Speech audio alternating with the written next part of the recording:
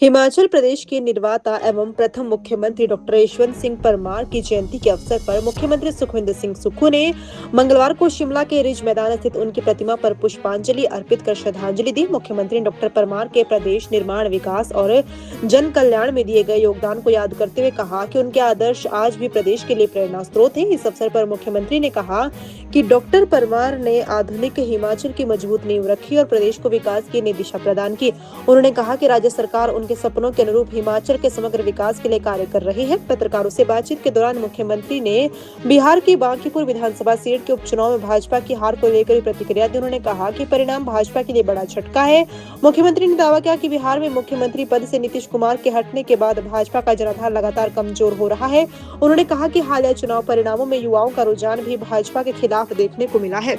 मुख्यमंत्री ने कहा कि चुनाव हमेशा परिस्थितियों के अनुसार लड़े जाते हैं और उनका प्रभाव परिणामों में भी स्पष्ट दिखाई देता है। उन्होंने विश्वास जताया कि आने वाले समय में बदलते राजनीतिक हालात का लाभ कांग्रेस को मिलेगा। मुख्यमंत्री ने कहा कि लोकतंत्र में जनता का फैसला सर्वोपरि होता है और सभी राजनीतिक दलों को जनादेश का सम्मान करना चाहिए। उन्होंने विश्वास व्यक्त किया कि कांग्रेस भविष्य में भी जनहित के मुद्दों को लेकर जनता के बीच मजबूती से अपनी बात रखेगी। बिहार में जो राष्ट्रीय अध्यक्ष थे उनकी विधानसभा में प्रशांत किशोर जी जीते हैं, जो एक स्ट्रेटेजिकली इलेक्ट्रो स्ट्रेटजी के एक ज्ञाता भी हैं।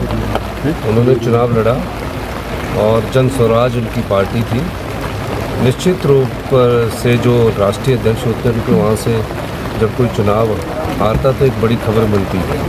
मेरा ये मानना है कि भारतीय जनता पार्टी की सरकार ने तो बिहार में कोई जिस प्रकार से अपना मुख्यमंत्री बदला है नीतीश कुमार जी के बाद, उसके बाद उनका ग्राफ वहाँ गिरना शुरू हो चुका है। ये मैं कहना चाहता हूँ। क्या मानते हैं पूरे देश में इसका असर जो है वो देखिए, पूरे देश में चुनावों के वक्त क्या परिस्थितियाँ होती हैं, चुनाव परिस्थिति का है, ये सर्कमस्टांशियल चुनाव होते हैं। निश्चित रूप से इसका फायदा कांग्रेस को होगा। सर, युवाओं का जो प्रदर्शन हुआ, क्या ये एक मुख्य कारण अभी बदलाव की ओर?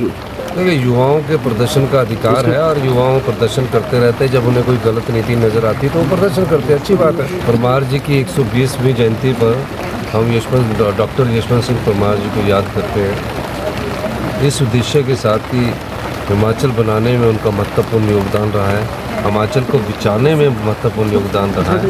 तो इस हर वर्ष ये जयंती मनाई जाती है और अभी विधानसभा में भी ये जयंती मनाई जाएगी। बहुत बहुत धन्यवाद। दीदी, आपने अपनी शादी में किस किस को बुलाया था यार? मैं तो बहुत ही कंफ्यूज हूँ। उन्हीं को बुलाया जो परदादी की शादी में थे। परदादी की? नाना नानी की शादी में भी थे, नाना नानी की और मम्मी पापा की शादी में भी आए थे। कौन है बताओ? फतेहचंद ज्वेलर्स जो 5 जनरेशन से हरियाणा हिमाचल के प्रेफर्ड वेडिंग ज्वेलर्स हैं।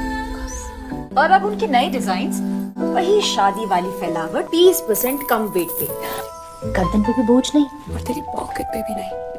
मेरी पॉकेट? पर इसका बिल तो आप भर रही हो ना दीदी।